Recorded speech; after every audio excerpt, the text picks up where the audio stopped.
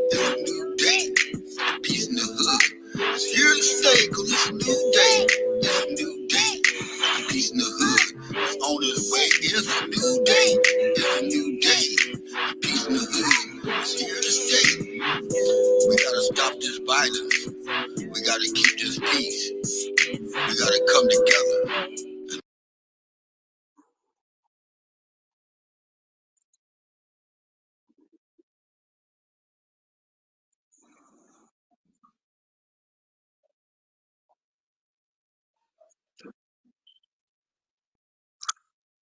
I just want to welcome everybody to discuss the great opportunities I believe that are essential to happening for us as African American people. I don't think we will ever be accepted here as an equal or as a partner. In the sense, I'm not. I want people to understand that I'm not pushing for This meeting is being recorded. I'm not pushing for us to essentially leave America in the full tent. What my obligation and my goal is for us to first just start off to at least have vacation homes in Africa throughout the diaspora, in a sense, which is any place that you will find any of the Africans who were traded from the Atlantic slave trade. That is kind of one of the most visions that I like. So one of the most important things we're doing right now is seeing what the cost would that be for a family, for a single person to go to certain parts of the diaspora. And so within within these 60 days, we will be having a lot of different opportunities where people will be able to see the cost of going to any of the 55 states in Africa, as well as going to the places throughout the diaspora. But I think it is an essential need. I mean, what do you do right now as a black man when you get pulled over by the police? I mean, how long do we have to keep and live underneath that fear when they get behind us? Can we not get pulled over? Can we just keep driving? But that kind of ensures your death. So now we're in a very particular situation where we really can't even move around as men anymore. So we really have to consider the situation of finding a better alternative than just being in America.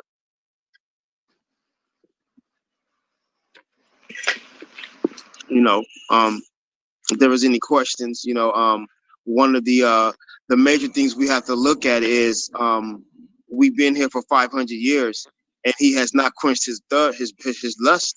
I mean, after 500 years of beating and abusing and just destroying a man, you would think that you would be fed up and you would have enough of it, but she's not going to quench his thirst of it. It just seems that it's just something, I don't know what it could be when you got the whole world at your, I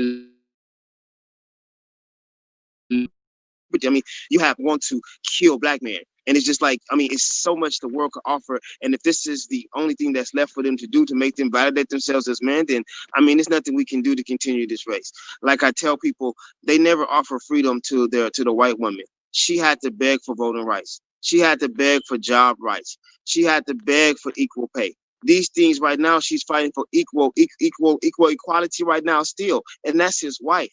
That's his mother. That's his sister. This is who this person is, and he's denied her that. So how can we expect that? How can we expect him to give it to us and he's still fighting her for that? So when you have that kind of person with that kind of atrocious mind to keep someone down in that nature, I mean, we are kidnapped here in a sense. We did not come to America begging for a new life and hoping for a new life.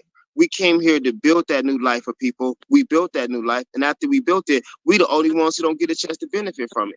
And that's the problem. So I understand when people say, well, we did so much in this country and we have such great attachments to America. You attach to the black part of America, the Motown, the parts that made America great to us in our eyes. You got to understand they were stealing so much of our music, so much of our culture so that they can make it theirs. When you go back to the eras, I mean, I was in Mexico for a year. And even in Mexico, when you put on oldie but goodies, they don't even speak English, but they can repeat and sing a whole oldie but goodie Motown song straight out, And so that's one of the things we as people have to understand that we bring to the table on a global scale. And for some reason, when people came to America, they didn't go surfing and start saying dude and doing all the other stuff. What they started doing, they start spray painting, gang banging, and start acting like they became niggas. They start saying the word nigga, They never start saying dude. So it's as if it's a problem that we adapt so much that we really can't have anything. The black people struggle as if we just need a chance to do something. And that's what really upsets me, because it's kind of like we done it already and they destroyed it. They bombed it. Why do we keep asking for us to have an equality or have something that they keep destroying? For some reason, I think we really have to understand that they don't want us to have it, because if we're not eating, they eat it. And if we decide to eat, they not eating. So we really got to look at who kids we want to feed, they kids or our kids. And that's the biggest question that's on the table right now, because you have to look at society and sit back and say, if we start eating from our own plate and we took away, and I'll give you an example. There's about 10,000 beauty supply stores in America. And this is where you buy your, the African American go buy their wigs and buy their glue and buy all that stuff. There's 10,000. Now, 9,000 of those are owned by Koreans. So how do we have, let's say, 10 million women here in the States who want to open up their own beauty supply? How do they do that without competing with Korea and not damaging their market? How do we do that? So we got to look at that side. If we're just saying, well, we can't let them have that, because if the black women started their own franchise and started blowing up and they started making these beauty supply stores, so what's going to happen? They're going to lose money. And we don't have to just deal with just Europeans, but we have that business when it comes to liquor stores. The only thing we really can control is really haircuts. That's pretty much the only thing that we can really dominate in a full scale. We're like, okay, we just really can't touch that. But everything else, they're merging in. They have to be a part of. We cannot separate ourselves in a sense financially, because if we're eating, they're not eating. Go look at Tulsa, Oklahoma. And so that's one of the major things that I want us to really look at as we're here, because a lot of people say, oh, we want to stay here. We want to stay here. But what about your kid? We ain't got nothing we left for our kids. Nothing. And it's like, you want to stay here and you look around, and I'm just saying where I'm at in California. I know where Clifford at. It's a big business boom. I know he don't see the things that I see, because he can go buy some eggs from probably people that look like him. He can probably go, shopping for a whole bunch of different places from people that look like him. But in California, in Los Angeles, in Compton, you know what I mean? It's not nothing you can do without having to take that far a distance or take that far a trip. For us being here 500 years, it should be real easy and real convenient for us to get to simple necessities. And for some reason, we can't even get that. And we've been here 500 years. We don't have not one big corporation that you can say is a franchise that's ours. We don't have none of that. So when people say they want to stay, my question is, what are y'all staying for? What we stand for? What you got to stay for? Or to sit back and say, this is my home? What have you built? I know you built your whole personal home, but what have you built as a community? What do we have to hold on to? And in 2032, what we really gonna have, because our voting rights ends then. So when 2032 come, all our voting rights is gone. We don't have no corporation, no franchise businesses, no big colleges. What do we have? Like I tell people, our college students, that's amazing. I'm very happy for our college students. But when they get their master's degree, guess what? They go and they start working for somebody else that don't look like us. So it's not an investment back into our community.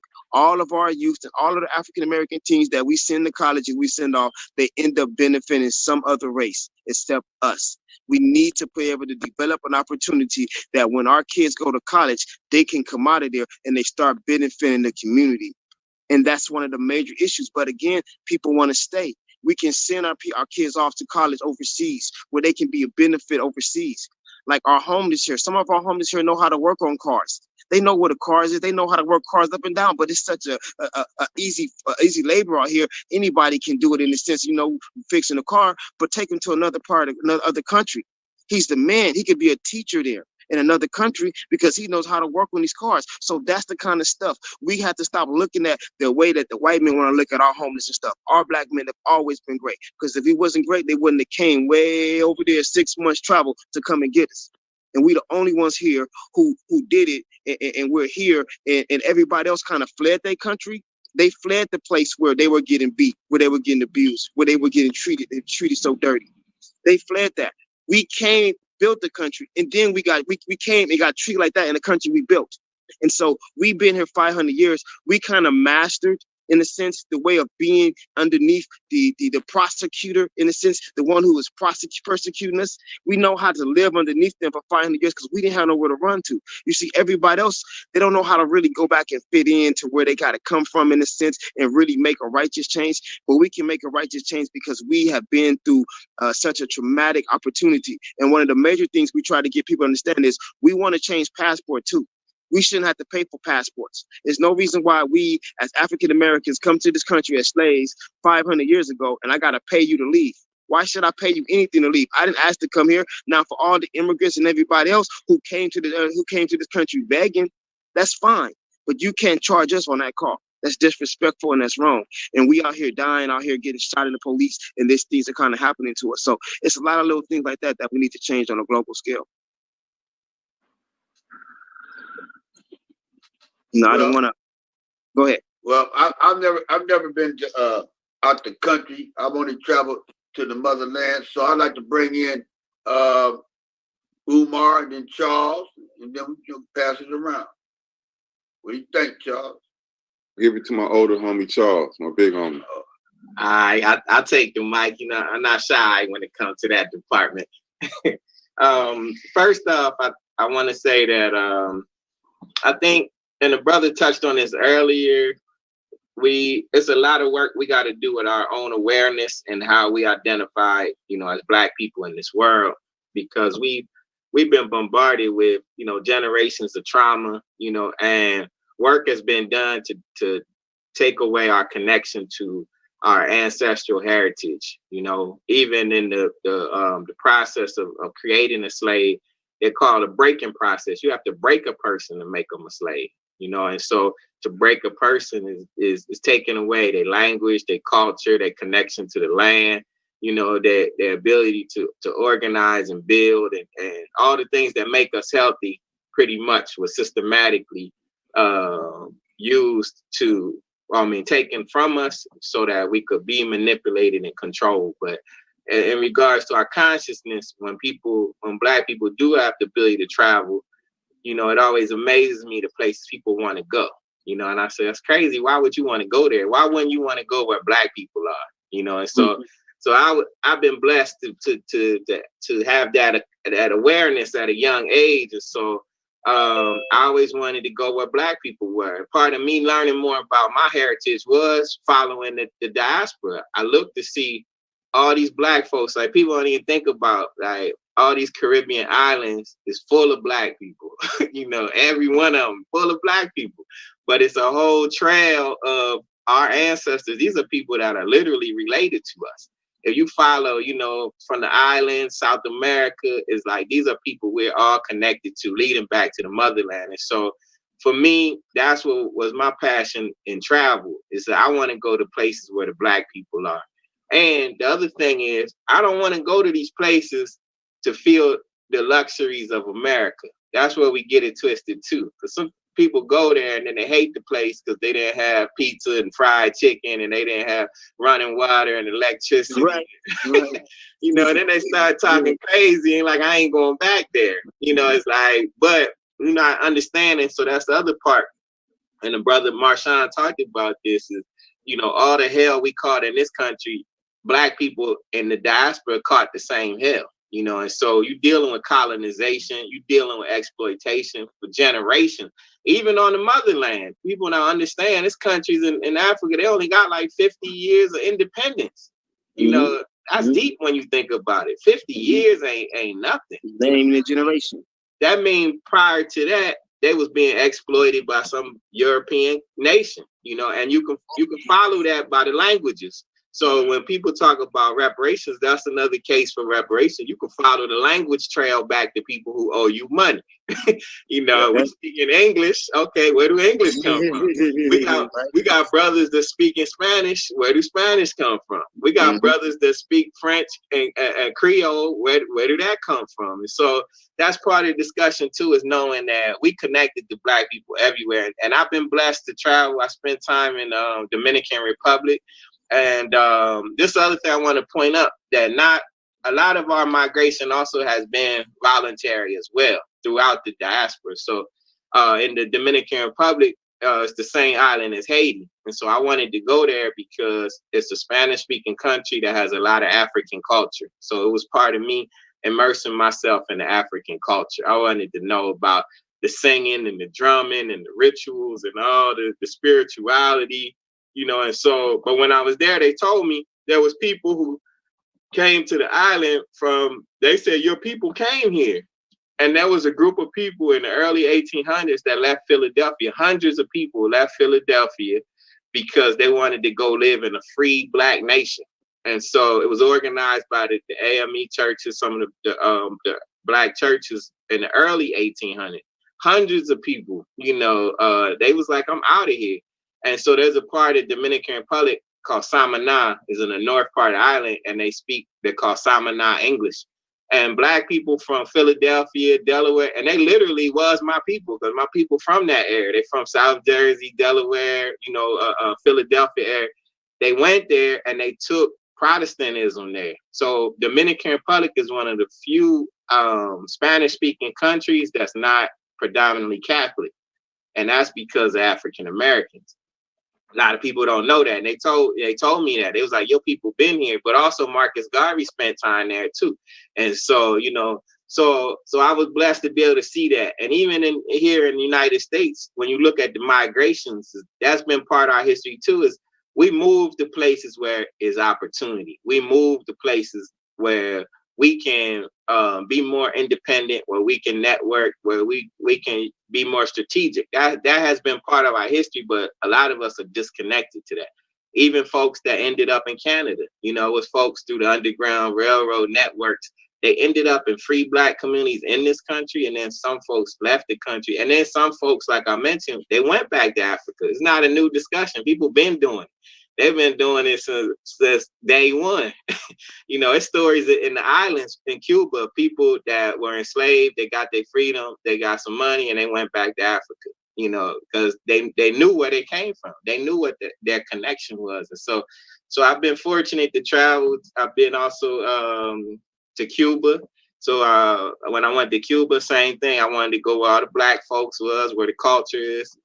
Most of Cuban culture is black. Is African. People don't know, but when you spend time around the black folks, you see it, and they tell you, it's like, nah, this ain't, they don't even be speaking Spanish. They literally still speak African languages, and so I was blessed to see that. Also in Trinidad, same thing. I went to the areas where they preserved the African culture, and then I was blessed also to be able to travel to Nigeria.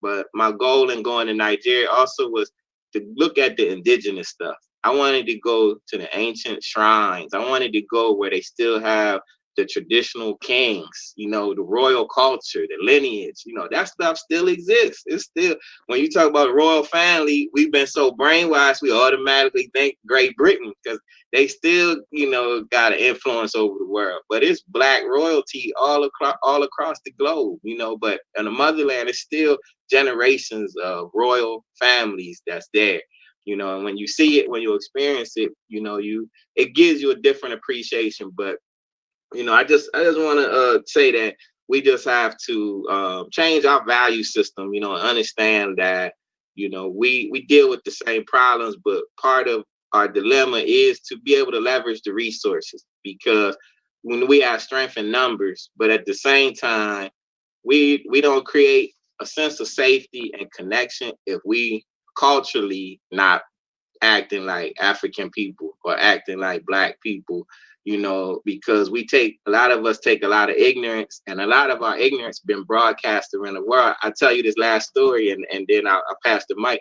When I was in Dominican Republic, I was happy to be there because I was like, everybody looked like me, and the food was good, the music, the energy, everything was just nice.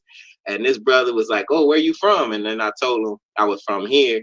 And his greeting to me was, oh, what's up, yo? I kill like a nigga. And I was looking at him, and he's like, and he said it again, like I didn't hear him. And I'm like, what's that supposed to mean? You know what I mean? Like, how do I respond to that? But for him, that's how you greet black people from the United States. And I had explained to him, I said, nah, we don't talk like that. Everybody don't refer to each other like that. And, our existence is more than just what you done seen in the video. So all these countries, they watching the video, and we are movers and shakers. Black people from the United States, people copy what we do, and now we have a technology where we can connect with brothers and sisters across the globe. But some of the cultural stuff, we got to be very careful about. Like if we go back, what is it that we going to take there? What is it that we looking for when we go there? how do we network? How do we connect? Like the brother said earlier, we all have skills and resources that we can leverage, and we can use it to build our nations. But we also have to have a shift in our values. What is it that we value? And part of it for me is around the culture, because the culture is what makes us who we are. That's what separates us from everybody else. And when you go to these places, you feel it. It's like the same spirit you feel in the black church, you feel out in the bush when they drumming and singing, that same, what the people call Holy Ghost, that same energy that, you know, whenever you're around black people and spirituality, you can feel it.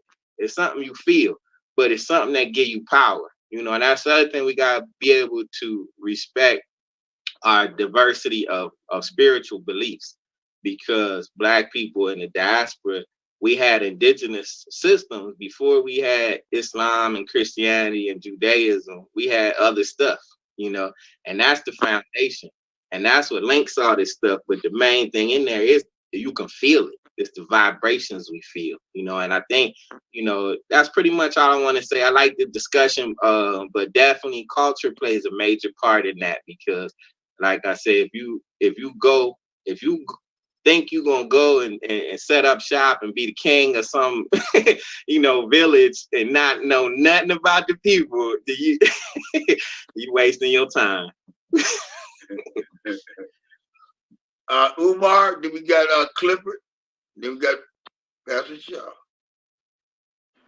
Yo, unmute, Clifford. Hey, good evening. I got it. Okay, go ahead. It was very No. We got Umar. You got to unmute, Umar. okay, Umar. All right. Okay. How everybody doing tonight? Thank you for bringing me onto this call. I think this is a very important topic to have our diverse input and opinions put to this situation. This is an interesting conversation because I see it on both sides of the game. My mother, it'll be a year that she passed away, this September 19th. And she was from South America. And when she tell me the stories of my grandmother and grandfather, how they was cultivators, they would have, my grandfather was a fisherman and my grandmother was a farmer. And she used to tell me that Haile Selassie once came and picked up my grandfather when he came to Guyana, visited Guyana. I said, how long was they gone? He said, he was gone all day. For some reason, they had some type of connection. My idiot self never explored that connection. I never explored that. She said, my grandmother is via the Congos.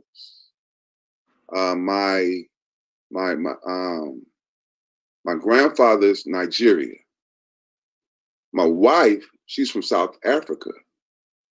So all this culture is in me, but me being colonized, I'm a colonized mind, I never chose to explore it until I became Muslim.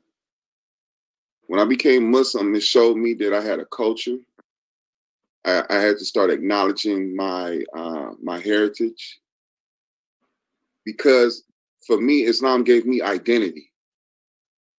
It gave me identity, and that's what we're looking for. When you say go back to Africa, the key to this whole situation is identity. We've been duped, hoodwinked, bamboozled out of our identity. So I, for myself, would like to have dual citizenship in this country, as well as whether it's South Africa, Ethiopia, Ghana. I like to have dual citizenship because, like Charles said, don't just think you're going to go and set up shop without being connected with somebody that's there. In the Quran, it tells us, oh Allah, my entry be through a gate of truth and honor, and likewise my exit through a gate of truth and honor. So as you want to settle in Africa, decide what honorable gate you're going to enter through, because that gate or that person is going to introduce you to the law of the land.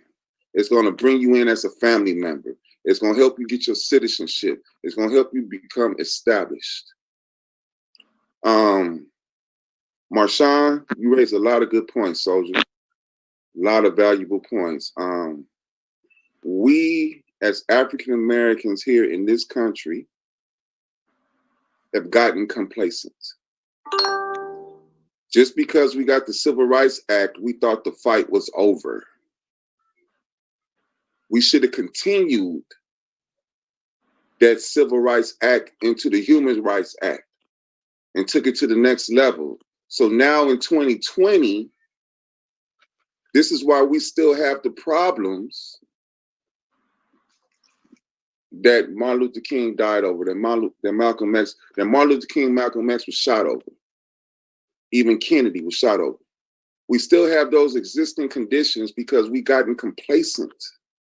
We have great examples in our history. Madam C.J. Walker, you mentioned the hair salon. You said we only control the barbershops. Here this sister established a whole network of saleswomen around the country around black hair. But we got complacent. We still want people to give us something. I believe another verse in the Quran, Allah tells us, the Creator would not change the condition of a people until they change the condition in their heart. And I truly believe that. And another verse, I'm not preaching, please forgive me, but let not the unbelievers think that they can get the better of the godly. They will never frustrate us. We have allowed colonialism, white supremacy, the powers that be to frustrate us. When we have the sovereign rights as being the sons and daughters of Adam. Especially because there's even an argument to say that when we was already here. If you look at the Olmec tribes, there's evidence that we have already crossed over during the Bering Strait and settled in these countries. So we are native people of this land. So for some say, I don't want to go back because I'm a native here. But we've gotten complacent. We have allowed colonialism and pop culture to dupe us out of our sovereignty in the world. I was listening to Rizza Islam. He was talking about Chad Boswick and how he played the Black Panther. And that Black Panther character was in the image of Mansa Musa. Mansa Musa net worth was worth 400 billion. 400 billion. When he did his Hajj, he disrupted the economy from the path he took from his country to Hajj by passing out gold. 400 billion. Vibranium is real. It's called coltan. I just learned this just this morning, so that's why I'm sharing it now. You know what I'm saying? I'm not a brainiac. I'm just sharing what I heard. You know what I'm saying? But our identity connects us to our rights, and this is the reason why colonialism don't want us to assume our identity in this world, because then it's going because then we have a natural claim. We can reclaim our birth certificates, take us off the stock market. You know what I'm saying? We have natural citizenship here and a global citizenship to where, Marshawn, we won't even need a passport. We'll have that red passport. You know what I'm saying? A global citizen. So yes, I'm an advocate of having dual citizenship. I'm an advocate of knowing, of having my identity back. Because if by me knowing that I'm the son of Adam, that means that Adam's main enemy know that I'm his grandson. And he has vowed a mission to exterminate me and show that I'm not worthy of my due rights on this earth. So I'm with it. I want to give a shout out to all my Ghanaians, people from Ghana who has offered dual citizenship in their country. So right now, if you go there, go with a plan, connect with the tribe, and go with a 20-year vision of how you're going to establish yourself in that country. Because another verse, Allah tells us, establish weight with justice and fall not short in the balance. And I'm going to end with this. Here in the United States, we have to establish organizations that's going to insulate our voices so we can have one voice. We have no collective agenda. I understand people seeking appointments with the Biden campaign, but if Biden doesn't win, how are we going to engage the Republicans? You see what I'm saying? We have to establish organizations that can engage both sides, because our communities are still going to exist, regardless who's president or not. So with that, dual citizenship on minds. If anybody want to go to Ghana, I could connect you with our imams there. You see what I'm saying? And go from there. But thank you for this opportunity. You got Clifford. And we got Reverend Shaw. Yeah. I basically agree with everything the three young brothers have said. I've been looking and researching Africa from a break out of colonization from a young child. And I see things that's coming to light now that I knew before, and I'm glad that people are coming to light to see what's going on. And all I could do is try to add on to this with saying that every so-called civilized nation on this 7 continents have been civilized by us. We are indigenous to just about in every country on this earth, these 7 continents. We are the indigenous people. They will not show you that on TV, that the indigenous people look like you and I. Diaspora means to disperse. You take a group of people and you disperse. You divide to conquer. So they take one religion, divide it up. It's one God. We all believe it's one creator, but they divide all that up to conquer. They do everything they can in their power, and that's how they start devour. Now, what we have to do is reinstill the hope back in ourselves as a people, and understand that everything that we know we came up with, astrology, astronomy, writing, paper, math, arithmetic, come out of us. I add all that and I say all that, and so we're intelligent enough to understand that the country we in is a republic, and it's a money system, and it's an oppressive system, and it's a white supremacy system, and our participation is going to be involved in all these systems, all while we're participating. They have a design where 13% can't grow no more than 13% here, but yet we're the majority of the whole world. But here in America, we're minority and can't get about that 13, 14%.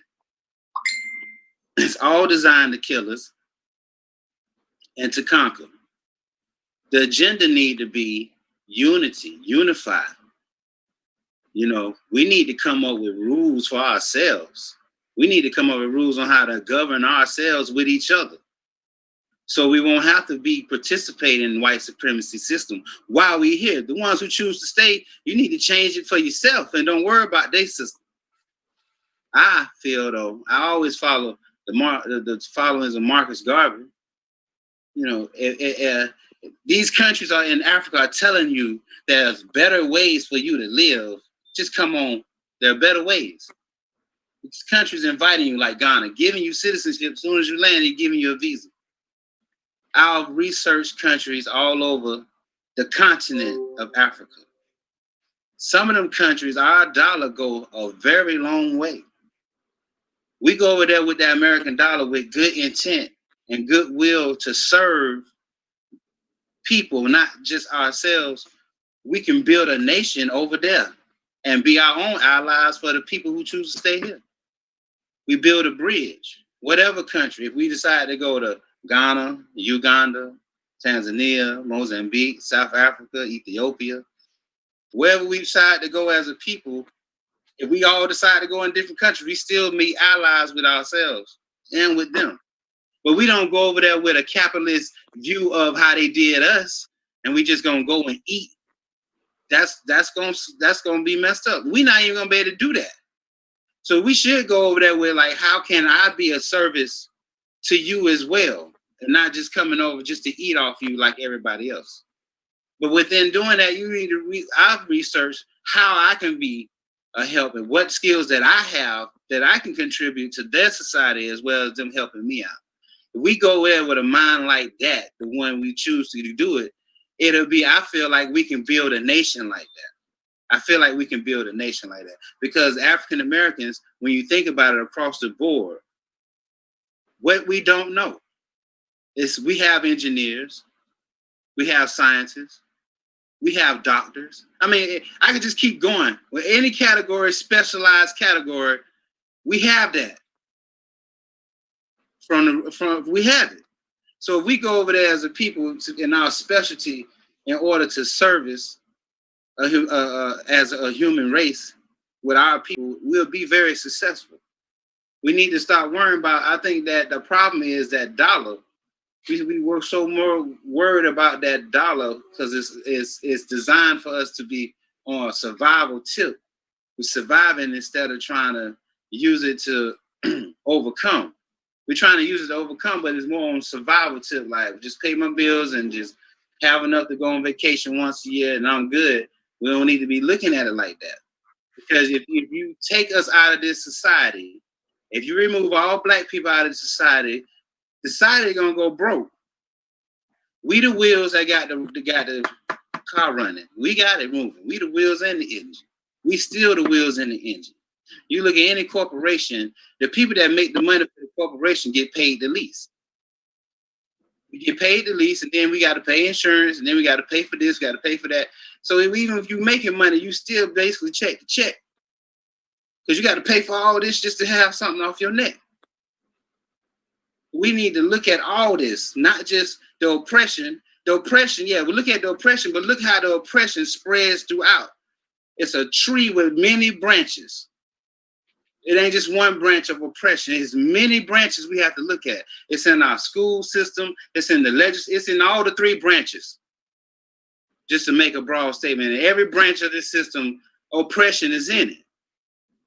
And if we truly want to be free and be able to be a man, to be able to get our grandkids, our kids something, offer our grandkids something, they can come and ask us, then we need to get up off this system.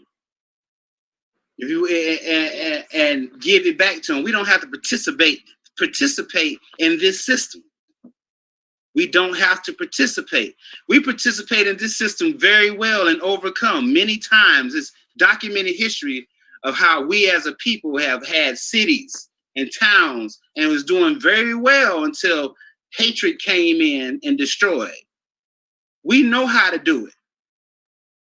It's documented history how many of us have left and went to Africa and different countries in Africa and North Africa.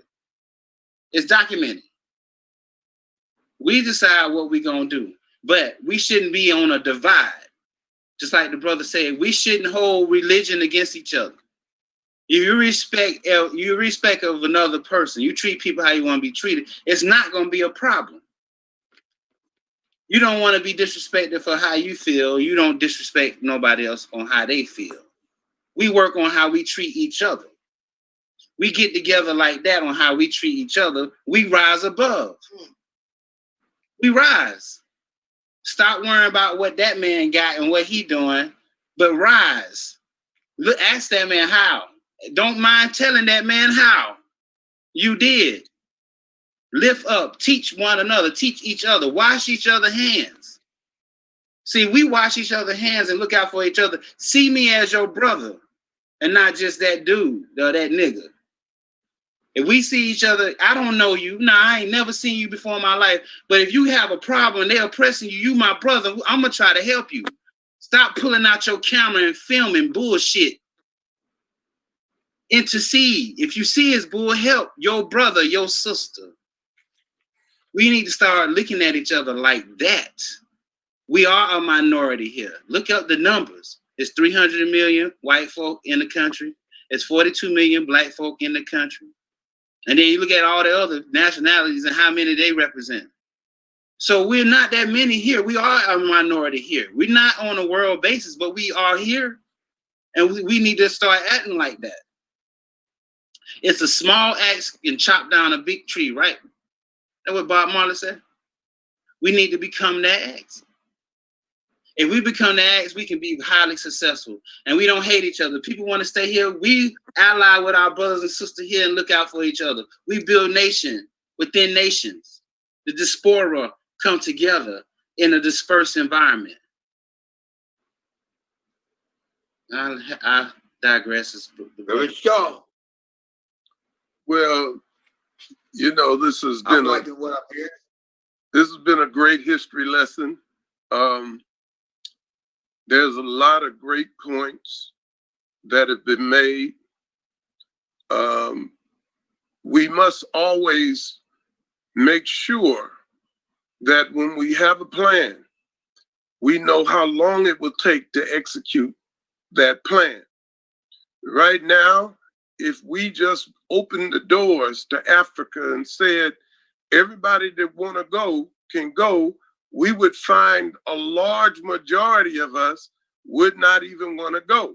We got stereotype ideas about it being jungles, it being whatever it is. And like you said, OG, you're not the only one. A whole lot of people have no, not saying you said this, no connection to the motherland because they've never been there. I've been fortunate enough that I've been to South Africa probably 3 times, maybe 3 times. I was able some 20 years ago to speak at the Truth and Reconciliation hearings held by Nelson Mandela, was picked up at the airport by Miss South Africa. Yeah, I'm bragging. And so forth. I am actually a traditional prince in Ghana in the Atankwa tribe near Accra.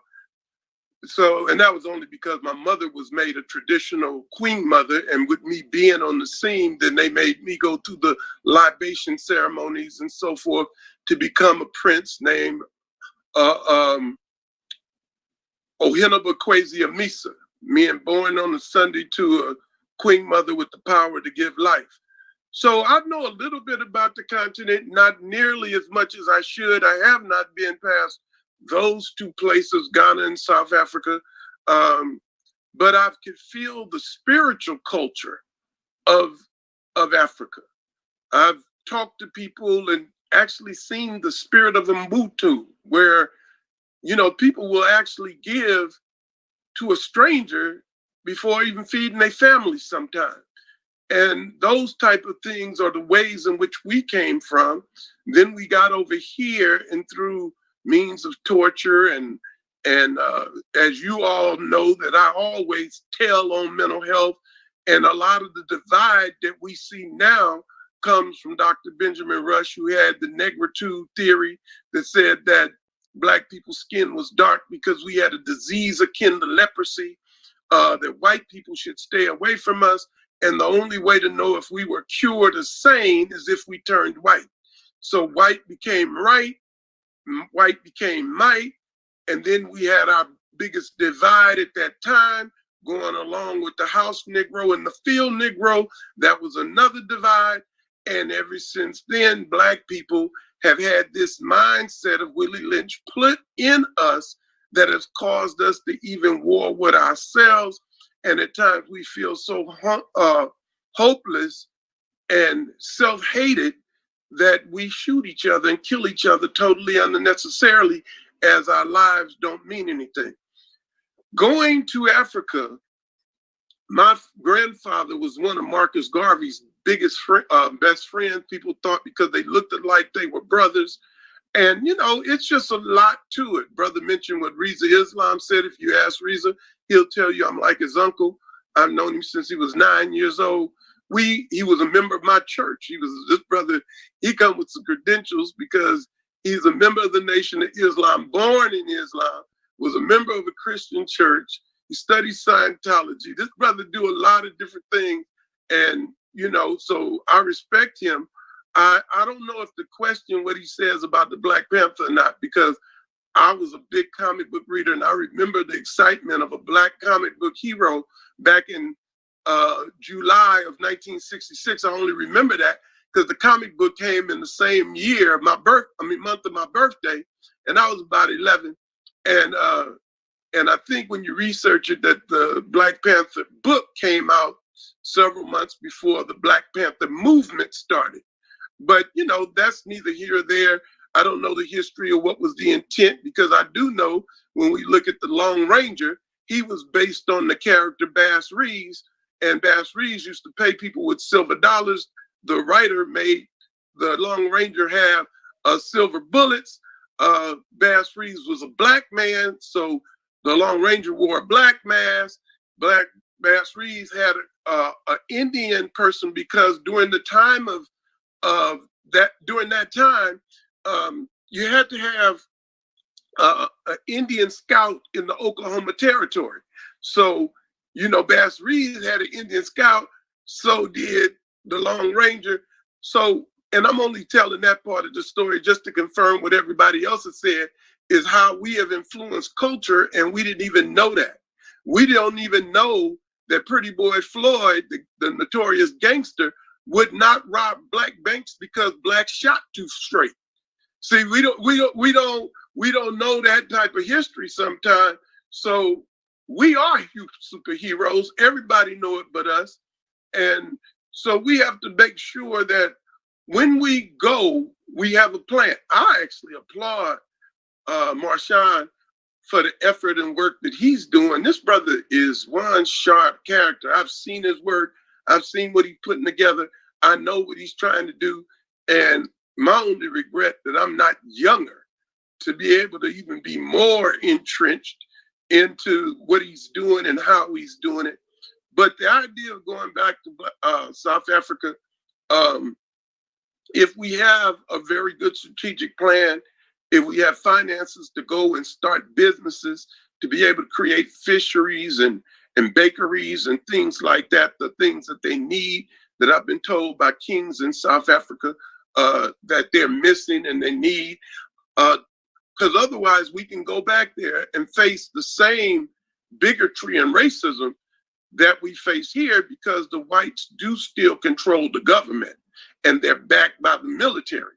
So it makes it a little hard to go over there and really create a dominance in the culture when you got the kings and chiefs and them being paid right now, just like our politicians are being paid to, or not necessarily politicians, but a lot of our civil rights groups being paid to keep the conflict down, you know, to keep the Blacks in place. And so we would have to be able, even though that's a different dynamic and we might have a lot more opportunity and things through the efforts that people like Marshawn are doing, but I think it is a good thing. But even there, we're going to run into the same mental health problems by that system drugging Black children in South Africa. And a king told me they're drugging the children over there with ADHD, and all that's wrong with the kid is they haven't had enough sleep and something to eat. They will give them medication and drugs but they won't give them a sandwich. These are the things that we got to go over even into there with the mindset.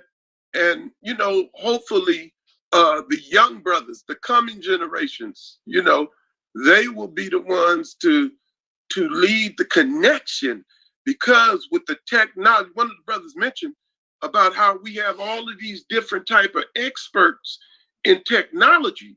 And the moment that the blacks over there can receive the technology from our black people over here, and a unification comes, because that divide was also created by the systemic whites.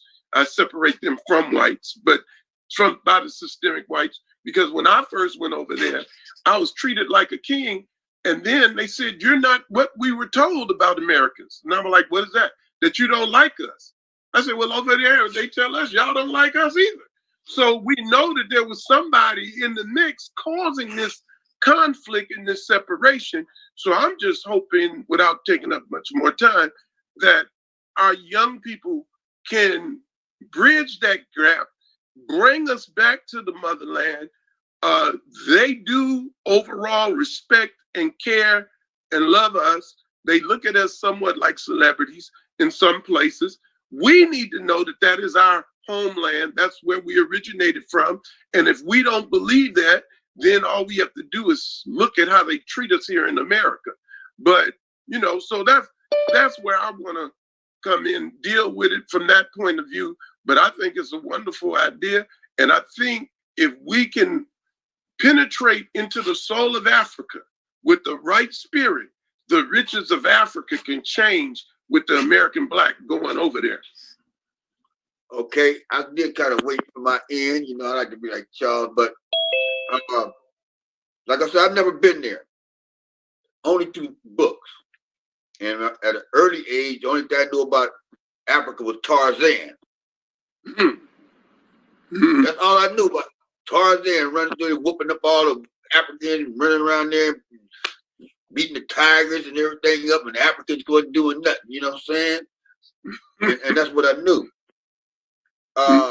When I was in the Black Panther Party, and the way I had an opportunity to do a lot of studying, and Liberia fascinated me. It fascinated me, you know, when I found out some black people had went over there. And then when I did, you know, studied a little bit about it, I seen how black folks from over here went over there with that, when you say that mindset of American thinking, and messed over them brothers. Messed over them. So what you said about the value system, our culture, we got to change all of that. We see how it's playing out over here. We just killing each other down. We don't even care about each other. You know what I'm saying? Okay, we can blame it on Willie Lynch. Okay, cool, but we can't take Willie Lynch back over to Africa with us. There you that ain't go. gonna work. You know, and that's what I've seen. You know, that bothered me. So I wanted to go back to like we talked about the American Revolution and everything, and we talked about the black folks fighting in that. But I also said 20,000 African slaves joined the British ranks and fought for their freedom. They wasn't fighting for no voting opportunity. They wasn't fighting for none of it. They wanted to be free. And somehow voting got over our freedom. You know, we wanted equal civil rights and got over our freedom. Okay? But you got to also look at, like I said, the colonial societies that took them over there. The British that financed the people to go over there. You know, the one thing, I mean, Thomas Jefferson was on the American colonial side. They had white plantation owners that were members of the American Colonial Society. They wanted to take black folks back to Africa. Why? Because they said they would never, ever be integrated into the white system. Do the fact check it. I did it. They said you will never, ever be integrated into this system. So they tried to take them back to Africa. But the ones over there, they took them every time, had that mindset, that European mindset. You look at what's going over in Liberia right now, man, it's horrible. And how they invading Sierra Leone. Both two colonies, man, that came up. Black folks had an opportunity to start those stuff.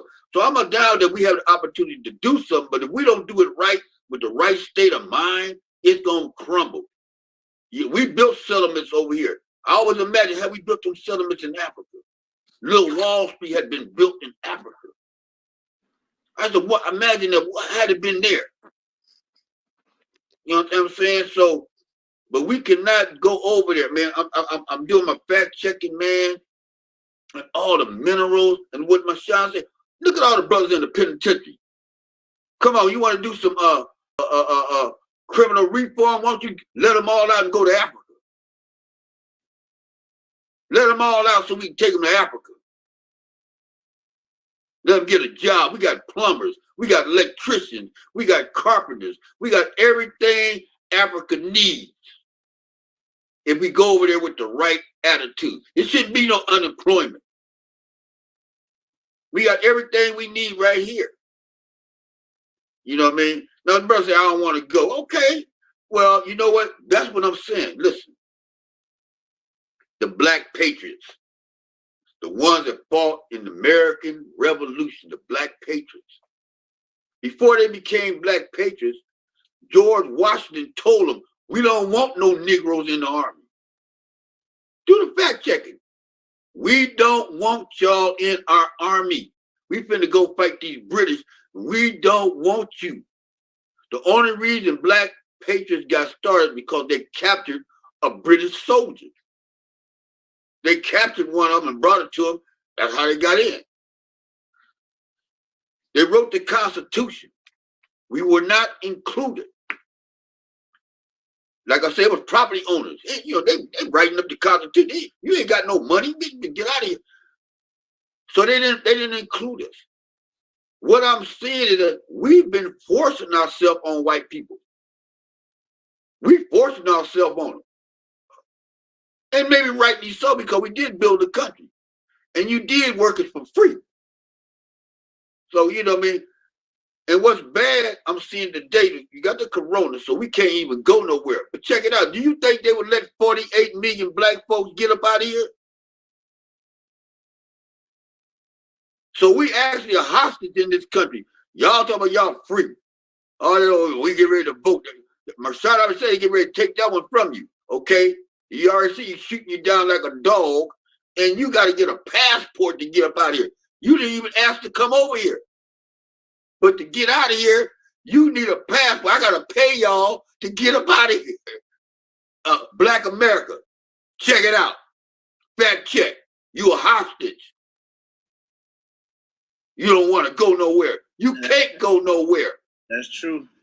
Get that out of your mind. I don't want to go to Africa. You can't go nowhere. You're broke. You ain't got no passport. Yeah. Where you think you're going to go? Don't know the language? Oh, man. You got to have permission to leave the farm. Got to have permission to leave some place you didn't even ask to come to. Don't hurt them. Y'all better get your mind right. Get your mind right. You're a hostage. Man, preach, man. Go ahead, OG. Like, I don't want to go to Africa. Some of y'all can't even cross Central Avenue. Some of y'all can't cross Crenshaw. You can't cross Washington. You can't cross Venice Boulevard. Oh, man. You don't want to go to Africa. Get your mind right. I ain't never been to Africa. I'm mad because I wasn't going to go, but I was going to go as a mercenary. I tell you, I wanted to go over there and invade Libya. I'm going to let you know. You know, that was my thing. I was going to take Charles and Umar and all y'all. We going to go over there and get rid of them crackers, them Uncle Tom Negroes that went over there and messed over the other brothers. So don't go nowhere messing over nobody. Let's go. Want to go somewhere and didn't want to run a con game, want to pimp and all that old kind of stuff. It ain't going to happen in Africa. Fact check. Liberia, they cut people's arms off over there. Cut them off for trying to vote. They say, you want to vote? I'm going to cut your hand off. You can't do them old voting. Fact check. So yeah, there's some problems in Africa too. But trust me, man, I looked over at I think it was Nambia, Charles. They got 3,300 millionaires over there. 33 million millionaires.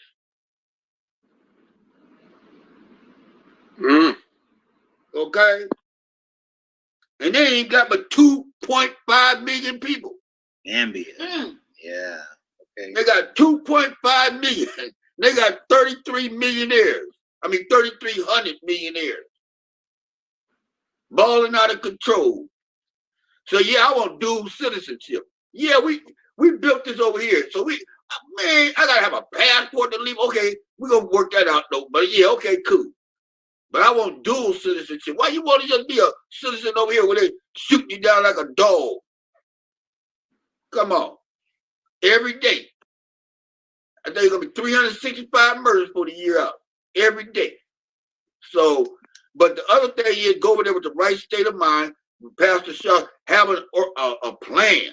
Because every time they went over as a group.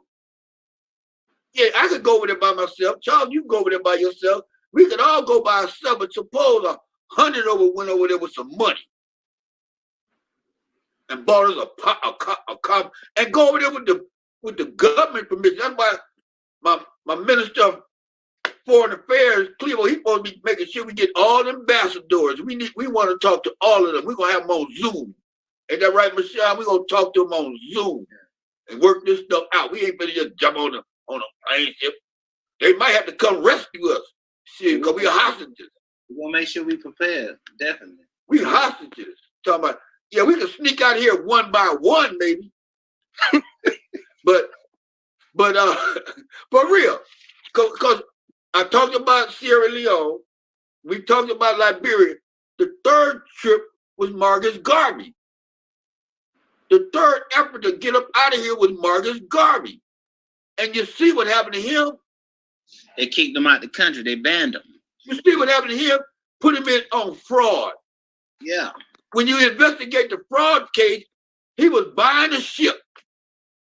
And he took the picture of the ship he was going to buy and he put it on a flyer. And he mailed it out. They call that mail fraud because he hadn't bought it yet.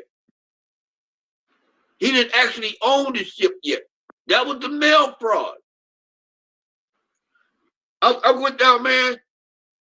This man started what you call a Negro Factory Corporation. It was recognized by 125 countries. Yeah. Marcus Garvey put in a lot of work. Yeah. A lot of work. Yeah. We ran around all broke. He trying to tell you, Improvement Association, I can tell you right there what he was talking about, putting people to work, going back to Africa. He took some Jamaicans. They kicked him out, man. Yeah, he had one ship that sailed for 3 years. It was taking stuff to the Jamaica and places like that. Then he had another ship that sunk, one that blew up. You know, he wasn't no captain, okay? You know, he relied on other people. That's how the fraud came in, because the people around him were stealing money. But the key thing, I told Bobby J. James Worm, I call it Wormley, James Wormley Jones. People don't know who that was. The first black FBI agent, J. Edgar Hoover had. The first black James Wormley Jones, the first black FBI agent, infiltrated him. Got close to Marcus Garvey. Was sabotaging, putting stuff in the fuel tank of his ships. Did all that. So again, we killed our own self off. Well, you know, envy, man. Hate, envy, greed, killing most of us. That's the problem. Yeah. That's why we need to stop looking at each other in an envious or jealous manner. We need to start congratulating and understanding the true path and get with it. we need to work on that within ourselves, within our own families, within our communities, and all that. And then we ride. You work on yourself, individual self, with you and the Most High God, and then improve yourself like that. And then you can improve your relationship with your loved ones and your friends and your community.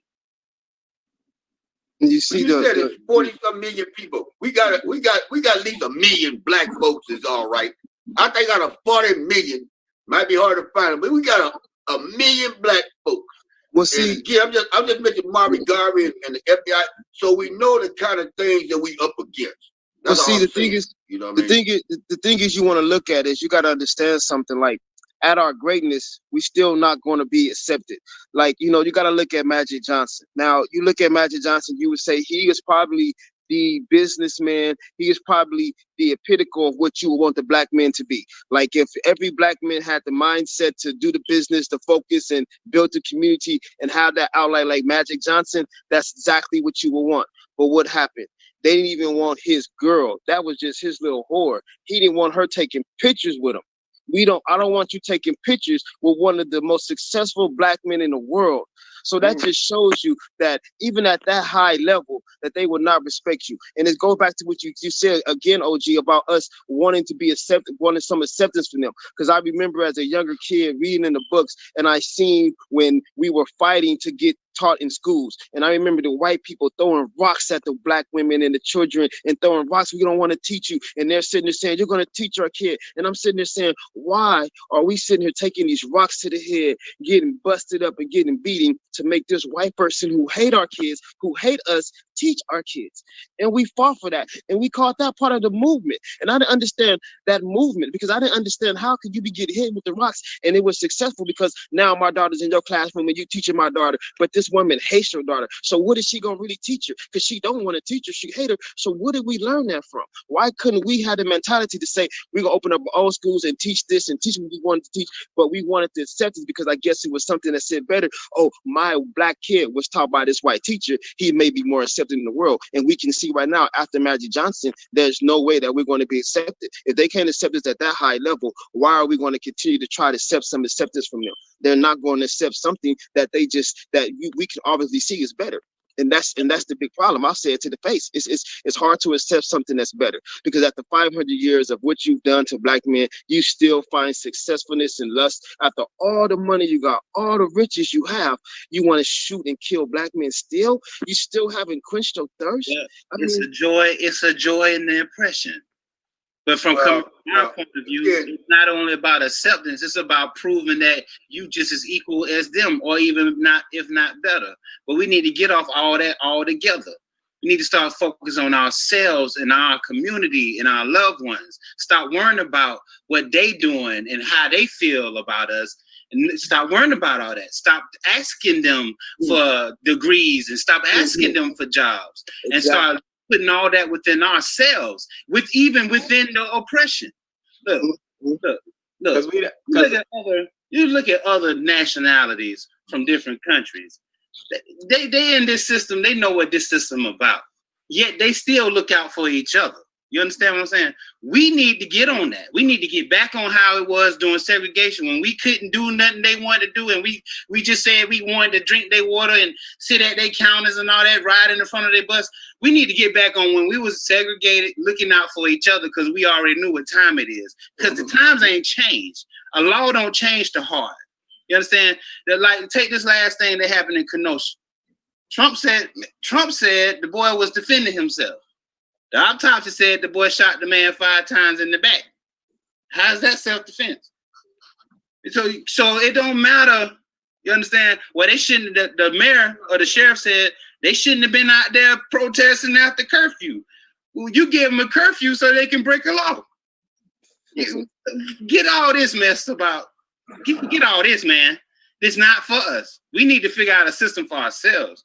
But that's what we do. That's what we've been talking about. I just want to say that we got to also understand that when we talk about our numbers, the brother mentioned earlier us being a minority, but if we look at our numbers globally, it's a lot of black folks. with a lot of skills and resources. If you look at right now, I think Kenya, they said in Africa, the young brothers in Kenya is killing it with technology right now. And they developing some phone technology where you can do like, you know, stuff over like the networks, wireless networks that is cutting edge. And so we also got to understand we're not the only ones with advanced knowledge of technology, that we got to leverage these resources. But even back to something that Umar said about culture and with Pastor Shaw said about his experience on the motherland, that we have to shift our values. One thing that you see there is a great respect for humanity amongst people. There's a great respect for elders. And this is not just rhetoric. This is real stuff. I mean, people prostrate. When I was in Nigeria, you literally lay on the ground for your elders. If somebody come in and they royalty, you lay on the ground. You know, and so there's this high level of respect for humanity, for power, and for heritage and bloodline. So that's the other thing, is that we also have to acknowledge we have history here in this country. You know, some of us are blessed to know the history of the land they from. Like, you know, for example, my family, we got land that we've been connected to for like 7-8 generations in New Jersey. I mean, we got historical family burial grounds, you know, historical churches going back 200 years. And so when you have this concept of culture and identity, then you move through the world with a sense of purpose, you know, and then, you know, it's like, you know, like with Umar, when you talk about the dual citizenship, that we got to stay here, but we can move anywhere. And we have to get to that point. OG, you talked about this before, how all these other cultural communities, they have an area where you can go to, like, you know, little Italy, a little, you know, we got to do that for Black folks. So to what we speaking of now, we got to build wherever we are as a people, we got to build it up and strengthen the network we have there and connect it to other Black communities around the globe. I mean, we strategically, we can do it, but we got to have that shift, you know, where we value each other and we come together and we realize that we the ones with the solutions to our problems, and we all got the same oppressor. That's right. That's right. You know, I remember when Pan-Africanism was out, and you know, we was going through nationalism and Pan. I mean, I remember even being, you know, before I got into Black Panther, before I was in the United Slaves, you know what I mean, getting all that culture, you know, and somehow during these 70s, and it could be a lot with the drug game. Because it seems like when drugs hit our community, man, it took a lot of stuff, you know what I mean? The unity, you know, people working together, whatever, you know what I mean? And especially in terms of Black consciousness, you know what I mean? It's like the all-dollar bill replaced all of that, you know what I'm saying? Because people don't know, you know, have not kept up with what's going on in Africa. We were a little bit involved with South Africa and apartheid, you know, Nelson Mandela, you know what I mean? But our, and you go back to what we talk about, educational system too. You know what I mean? That's not offered. You know what I mean? Things that would be, you know, because I look forward to getting over there and spending some time, and even raising my kids over there. Why should I have to raise my kids in the United States? You know what I mean? And hear that mumbo jumbo. You know, why can't I raise my kids outside the country? You know what I mean? So I look forward to them things. So, but like I say, you know, I ain't going to Africa. Like I say, you ain't going cross Crenshaw. You know what I mean? You ain't even go across Washington. So, and you go back to what Umar said, that colonial, they don't even know they colonialized. You know, we don't, you know, that you can go back to words. We don't even know we colonialized. You know what I mean? We American citizens. Yeah. Okay. All right. You see how far that go. Yeah. All right. But again, we gotta be united while we here, I think, you know what I mean? And even if we was over there, I would still want to vote over here, you know what I mean? If I had a right to vote, you know what I'm saying? So we gotta keep a connection going on. You know, we gotta broaden our thing. And it goes back to again what I said, opportunities and possibilities. Yeah. I want to give Marshawn his respect, because we definitely need a pioneer to go check out the settlement, to go check it out and set up something for us. You know what I'm saying? Or just to bring back the story so we'll know how to strategize, plan, and execute and get over there. One thing that I didn't mention, we have to own our narrative of people, of who we are, because the reason why we want to go to these places and search out these countries and feel like we belong, we are seeking, we are craving our identity. Our identity, that I word, identity. Once we get that identity, we got to pass to the universe. Once we obtain our identity, we can now tell our own stories to Hollywood. We can now write our own books. We can now play our own roles. You know what I'm saying? We have to break the colonialistic mind that we are holding in our hearts, because we can't even stay married. You know what I'm saying? We're not even, or some of us not even married, you know what I'm saying? Because how are we going to generate ourselves if we can't create family? You see what I'm saying? Regenerate ourselves, we can't create family. So we have a lot of changing to do within our own selves. So as said before, we won't take this mischief that's embedded, that we have got in ourselves over there, because there's a group of Africans that's not having it. You know what I'm saying? If you pay attention to what Akon is telling us, you know what I'm saying? He asking us to come over there. He's developing his own currency, his own city.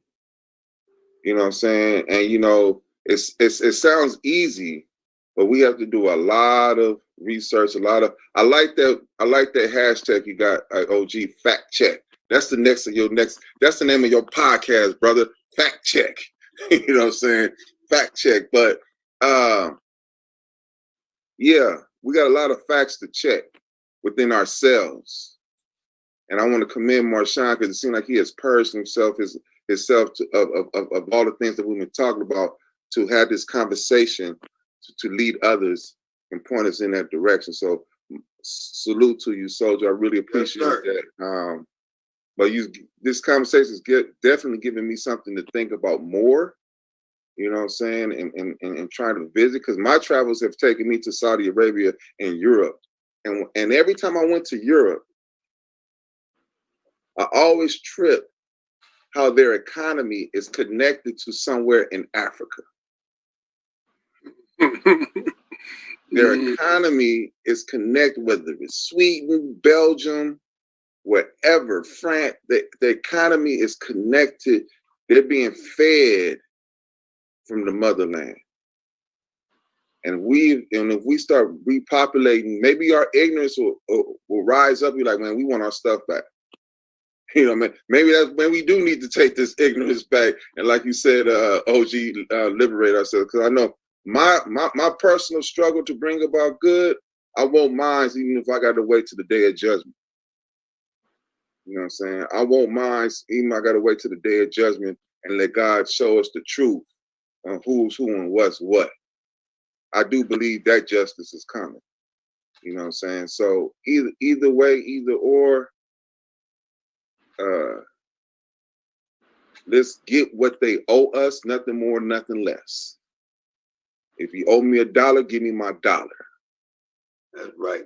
You know what I'm saying? I don't want nothing more, nothing less, because they have a fear within themselves that we're going to treat them how they treated us. Cat Williams got a set of series on Revolt right now. And one of his talks, he said, we haven't did that in 400 years. So what makes you think we're going to do it now? The brother, I'm gonna say this, I'm gonna end, because I gotta prepare for a 10 o'clock call, but Dijon Kizzy was shot 15 times over there on 109th and Budlong by LA Sheriff deputies. And as I was talking to his cousin, I was asking him, how do you want to handle this situation? He could have said anything. He could have said, I'm gonna round up the homies, we're gonna ride, whatever. He said, help me develop education programs. His protest said his cousin just got shot 15 times. He said, help me develop educational programs for my people. He didn't want revenge. He didn't want to turn. He didn't want whatever. And that kind of like took me there. All he asked for was education. Think about that. Well, you know, brother, education to Black people sometimes is like kryptonite to Superman. We don't get along well with it. I don't know if it's because they didn't teach us right. Most of us, like myself, I had to self-educate myself. I came through this school system and realized I was so far behind that I sat down and started doing the same thing Malcolm X and other people did.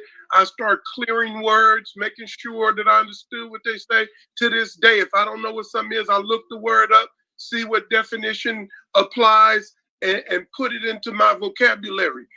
Education is the key. But we can't be indoctrinated. In other words, once we learn to read and write, we as Black people have to take it to that next step where we do research on our own. Like Brother Clarence say, he referred us to this Black book website. We have to be able to start finding out things on our own and saying what's going on. We cannot get our doctor's degree and just be indoctrinated into a system that has already failed, that has already worked against us. We have to be able to think with the education that we get so that we can be who we are. The other thing I want to just say real quickly is I gave a sermon once, and in this sermon, I talked about what would happen if we had the ability to enslave the mind of God, if we had the ability to make him forget that he was God. And all of a sudden, one day we woke up and found that God was waking up and he would know what we did to him. Well, the same terror we would have there is the same terror that white people have with us. They are afraid that we're going to wake up and realize who we truly are and then take vengeance on them. We see this with them with nuclear weapons. They all over the world managing everybody's nuclear weapon. Why? Because they're the only ones that have used it. So, or atomic weapons. So the thing is that education, I agree, then we must handle ourselves spiritually. And if we do those two things, it will bring about the unification that we need. And once we start doing it on our own, we can change the thing. My father told me, he said, we did the bus boycotts. It was powerful. But at that time, we had friends like Marlon Brando, Harry Belafonte, Sidney Poitier, Charleston Heston, James Gardner. We could have bought the bus line for $50,000. We never thought about owning the bus line. That's how far they have us entrenched into not knowing who we are or what we're capable of and what this system is about. And once we blow through that, there's going to be a whole new mindset. And I'm telling you, these young people are thinking like that. These young people are saying, yeah, Democrat, Republicans, we really don't want to hear that. What you offering us? See, some of us are trapped to the Democrats and some of us hate the Republicans. These young people saying, excuse me, what are you offering our people? We don't want to hear all this about you love us and you hate us. If you love us, what you're offering us. If you hate us, what you're offering us to get out your way. That's what where we gotta go. On that note, well, Umar, first I want to say out to you, gold, diamond, uranium, platinum. That's why everything leads back to Africa. Everything's over there. Everything's over there. Okay. Also those 50-some military bases that's over there too. Okay. You know, man, I've been doing some fact checking. Fact check. Okay. Gentlemen, real quick, I want to ask if I could be excused at this time because I got prepare for my my next call. Okay. Yes, sir. Matter of fact, Bobby got something for y'all. Bobby, you ready? Okay. So may God grant you all health, security, and protection. The struggle is ours, and it's already won. Yes. The struggle is all we got to do is show up. That's right. It's an appointment. We just got to show up on time. There you go. That's right. May God accept our efforts. Peace, people. Peace. Be safe. Ashe. Bobby, you got that for us? Yeah, he got a treatment for us, and I just we get closed. Yeah. OG, I want to say one other thing real quick that what I was saying earlier about my journeys. We also have to understand there's a lot of treasures in our wisdom, in our culture, in our heritage. I mean, this stuff that go back before recorded time that still exists, that's being passed down from generations. The griots, that these people still exist. Healers, holy men. I mean, people that have a knowledge of every plant in their environment, how to use it, how to heal people. And so there's a lot of wisdom that we have this mentality that Africa is backwards or uncivilized or stagnant, lost in time. But there's a deep wisdom of some science that if we reconnect to it, we can heal ourselves. You know, we can bring peace to our communities. And you see that even though the resources are there, indigenous people wasn't into the commercial. I mean, into the materialism. They weren't into the materialism. Those ancient civilizations, they used what they needed, but their goal was not to exploit nature. Their goal was to be in harmony with nature. And so some of them old values and that wisdom is there. So that's another thing that is part of that.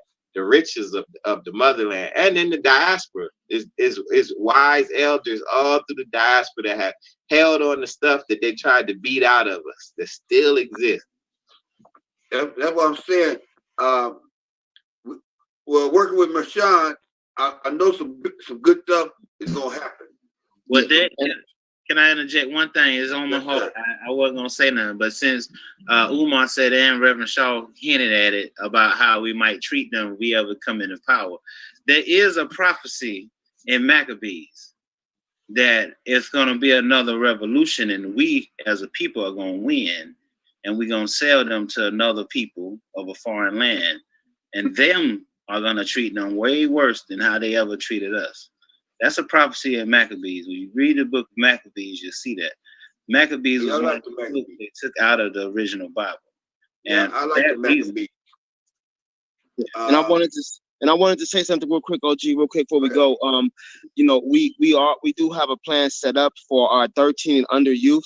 It's going to be a pen pal program. So our goal is to take our youth here in the States and pen pal them with African youth to the diaspora, from Brazil to Haiti to everywhere. So we're going to have a real network system that's going to ensure that every young child that's born is going to be able to have a pen pal that's in that country. They're going to be able to follow, partner, learn each other's languages, and be friends. And so that generation, as it gets older, 10 years after that 13-year-olds go, that generation is going to be well more connected with Africa. They're going to have a stronger relationship. They're going to have a bigger bond to grow. So we're going to make sure that we're going to be setting up our projects to do long-term situations and long-term goals to bring our children together. Because like I said, 2032, we got 12 years. And in these 12 years, we can build strong bonds between our African-American youth and our youth in the diaspora, as well as in Africa, and bring them together as one. And that's one of the major things we wanted to focus on. I also wanted to say that we know what's up against us.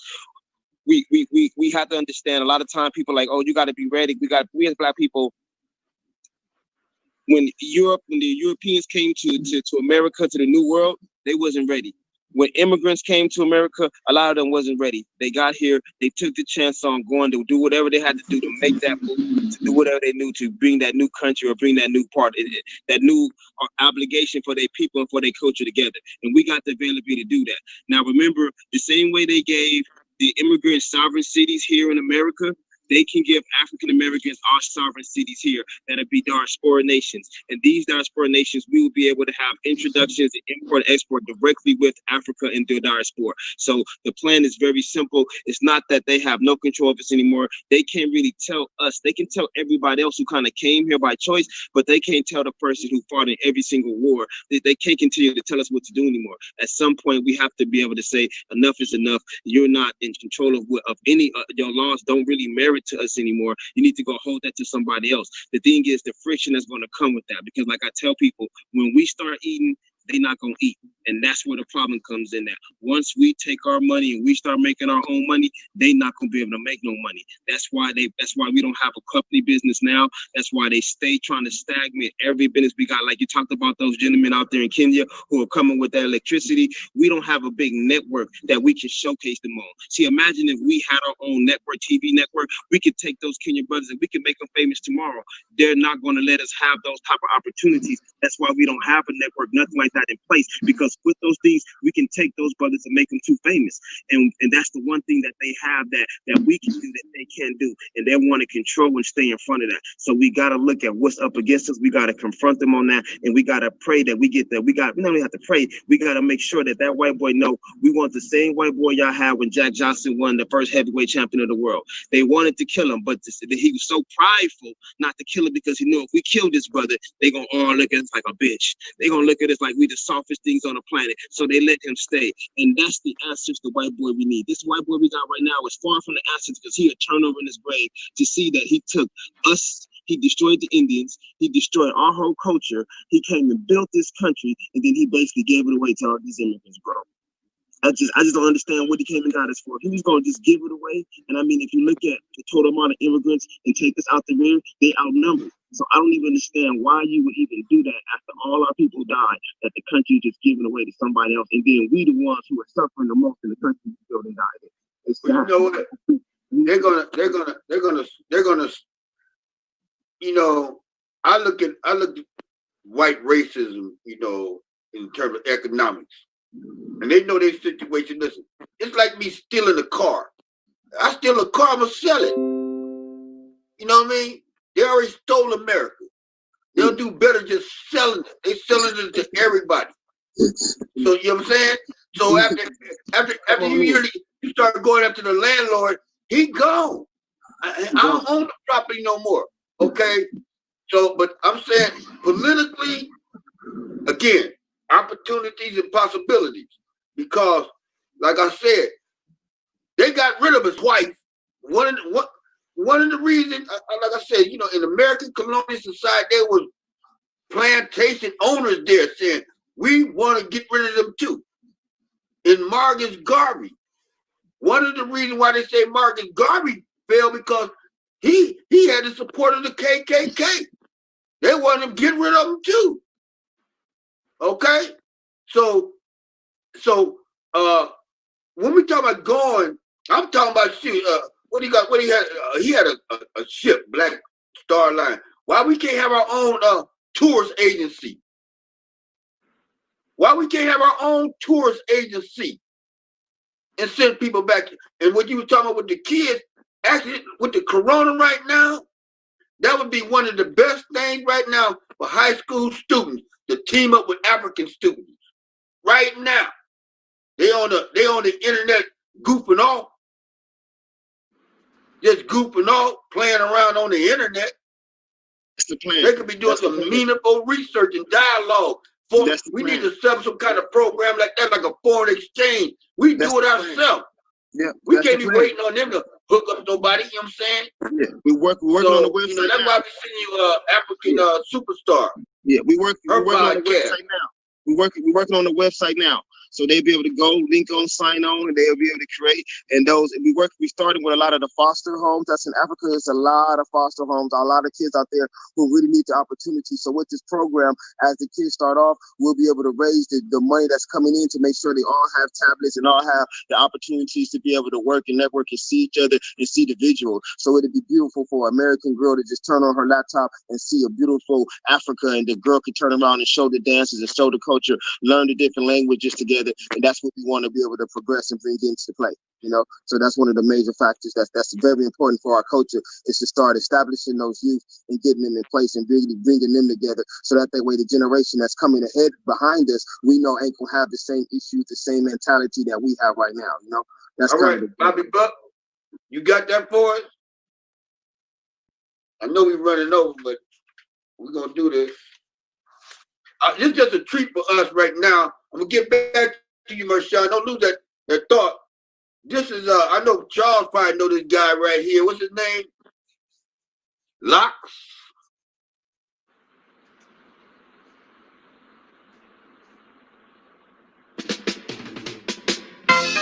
This is about Black Star Line.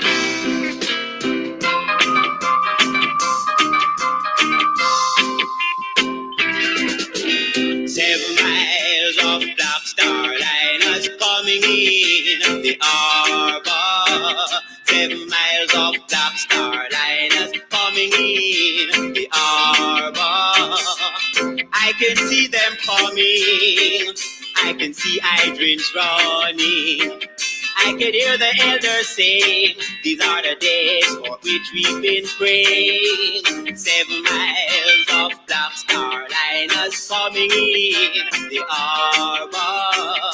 7 miles of Black Star Liners coming in the harbor.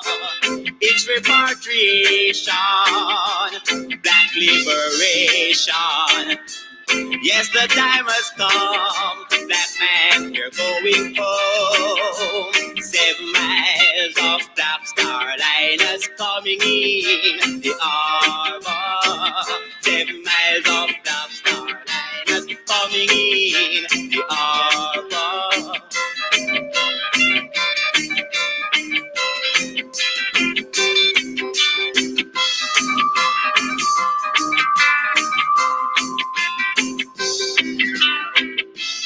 I can see them coming. I can see hydrants running. I can hear the elders saying, these are the days for which we've been praying. 7 miles of Black Star Liners coming in the harbor. 7 miles of Black Star Liners coming in the harbor. Marcus Garvey told us, freedom is a must. He told us that the Black Star Liners are coming one day for us. 7 miles of Black Star Liners coming in the harbor. 7 miles of Black Star Liners coming in the harbor. 7 miles of Black Star Liners. 7 miles of Black Star Liners. 7 miles of Black Star Liners. Coming, coming, coming, coming.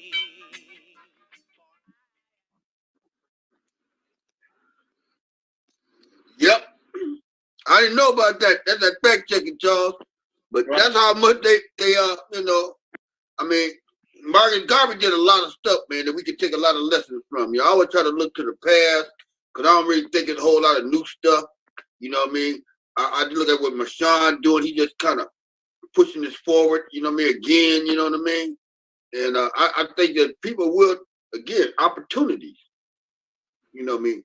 We got opportunities in Africa. We just need to map out what he's doing. Like I said, we got plumbers, man. We can build dams, you know what I mean? All kind of stuff, man. You know what I mean? In Africa. You know, so I appreciate you, Marshawn, you know, bringing this to us, you know.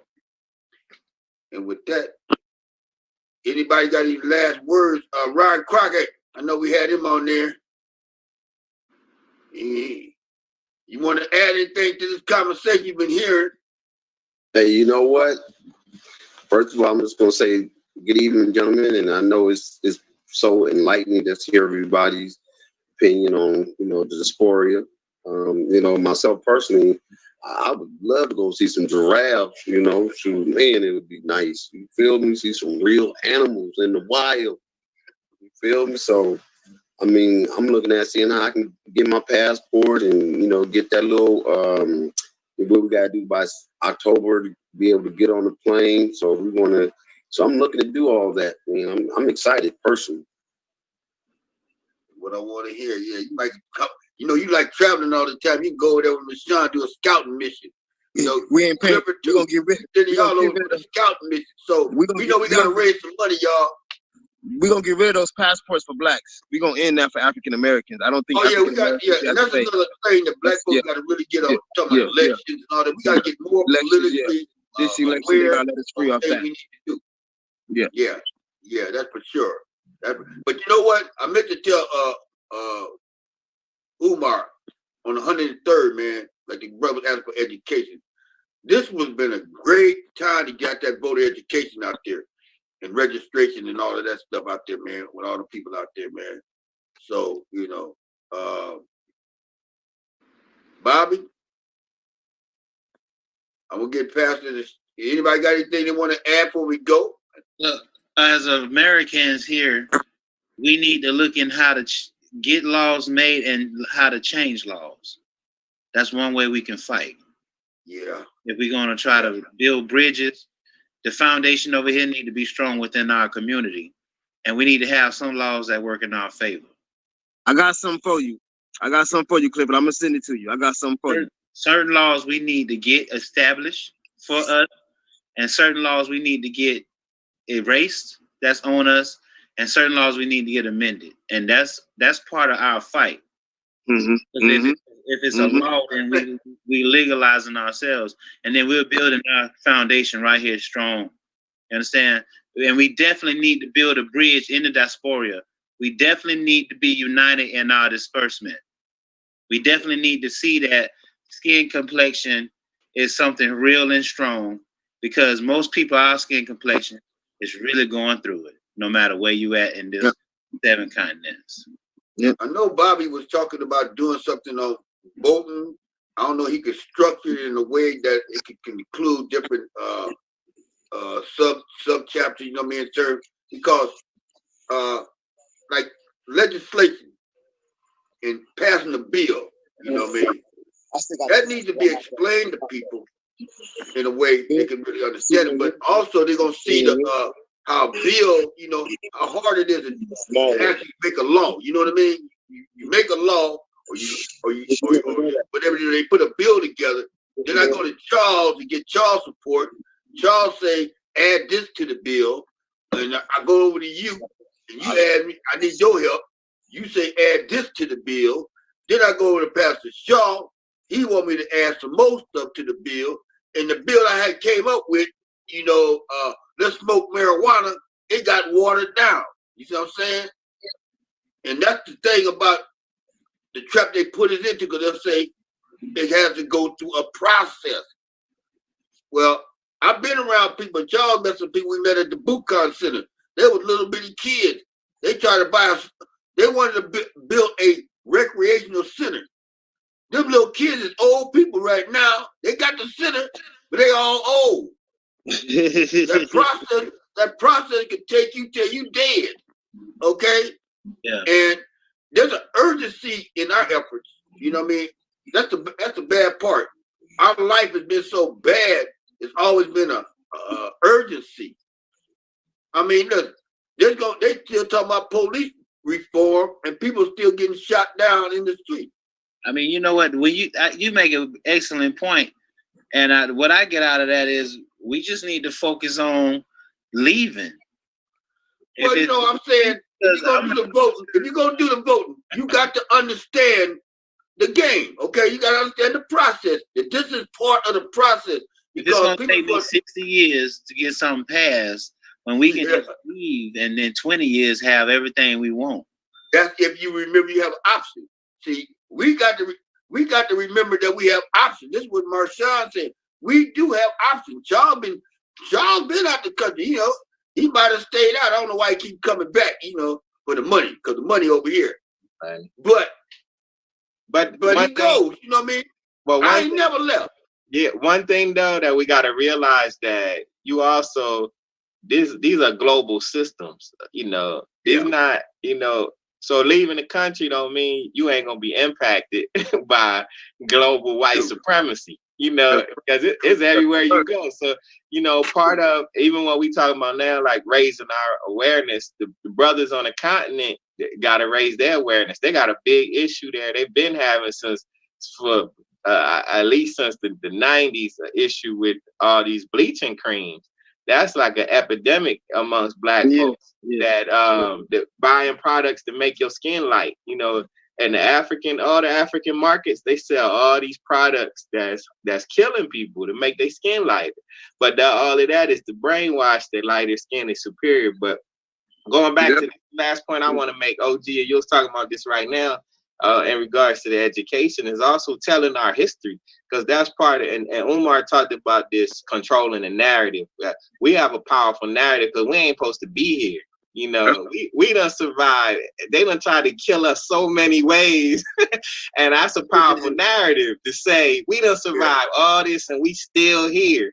And so it's to acknowledge our strength in surviving, and also to acknowledge our historic places in our neighborhoods. Every Black community in the country got some historic places, you know, and that should be part of when we start telling the importance of connecting the dots. Every place Black people are, you talk to the people there, is some sacred sites that they have. We got to uplift our sacred sites. We got to start mapping them out. We got to start telling these stories, because that's really the true education, is knowing the legacy, you know, knowing that, you know, because it's stuff that only Black people know. You know, I was telling about where I came from. It's stuff that only the Black people in that area knew about. Nobody even knew that all this stuff was there. It's like, oh yeah, this dates back, you know, to the 1800s, and that all the Black people know, but nobody else know. And so those places that are sacred to us, we gotta uplift them, because if not, it disappears like it never happened.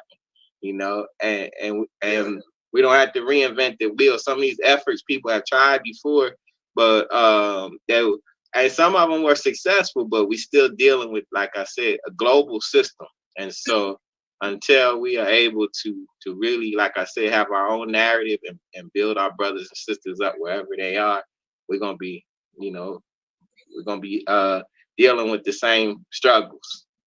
Well, that's why I like the name of the podcast. It's a new day. We had a way more educated, and slavery was built on world trade. You know what I mean? We've been part of an international arena, not even knowing it. You know, like I say, some people, they're going to even cross Crenshaw. They're not going to cross Adams, okay? So they got us in the little box, but we're part of an international community. Always have been. You know, we've been like little pawns, little products. Like I said, we were commodity. Slavery, we were goods and sales. So we've definitely come a long way, you know. And I know one thing: the world looks at the Black man in this country. They look at it because you said we have been here surviving everything. You know what I mean? And they wonder how we keep doing it. You know what I mean? But that. So I think that this is a different time in history. You know, it's a different time in history. And generational wealth. I'm thinking about that, and I looked at Africa. Generational wealth. Come on. You know, you might be a plumber over here. You go to Africa, you're going to be a teacher. You might be a carpenter over here. You go to Africa, you may be a professor. You know what I mean? We got some skill, but again, like Clipper said, go there to be of service. You know, just like over here, money comes. If you just be of service over here, you'd be surprised how God, Allah will reward you just doing good deeds for the right reason. Oh, like I said, I'm gonna have to get out of here, man. Prayers out. Yeah. I'm ready. Okay, I just want to say, leaving, is that they're gonna try to kill us one more time. Beware of this vaccine. There was a time, oh Lord, when there was no king over Israel, and every man did what was right according to his own eyes. At this time, oh Lord, we turn to you. We seek your vision and your wisdom and your strength and understanding. We ask that you bless all the brothers on this call. Help the visions be realized. We ask a special blessing for Brother Marshawn, for as this brother steps forward into the leadership role, we want you to enhance him and bless him mightily. We say this in the precious name of Jesus Christ. All who agree, say amen. Amen. Amen. Love you, Charles. All right, love y'all. It was a pleasure. So much. Love you, Charles. Before y'all get well, love y'all, man. Bobby Buck. We love you. Love all y'all. Love you guys. All right. Y'all be safe. Take care. I put in work, I had no shame. At the time, it was part of the game. Now I see opportunity for you and me to have a unity. I look in your eyes every day. You're tired of this mess anyway. Children are dying, mothers are crying, while the politicians look the other way. We need another day to see the light, a new way. Stop the fight. Peace in the hood is on its way. Peace in the hood is here to stay, cause it's a new day. It's a new day. Peace in the hood is on its way. It's a new day. It's a new day. Peace in the hood is here to stay, cause it's a new day. It's a new day. Peace in the hood is on its way. It's a new day. It's a new day. Peace in the hood here to stay. People are dying every day, shedding tears in every way. Oh my God, I feel their pain. Oh my God, who's to blame? We need another day. See the light, a new way. Stop the fight. Peace in the hood, on its way. Peace in the hood, it's here to stay, cause it's a new day. It's a new day. Peace in the hood, it's on its way. It's a new day. It's a new day. Peace in the hood, it's here to stay, cause it's a new day. It's a new day. Peace in the hood, it's on its way. It's a new day. It's a new day. Peace in the hood, it's here to stay.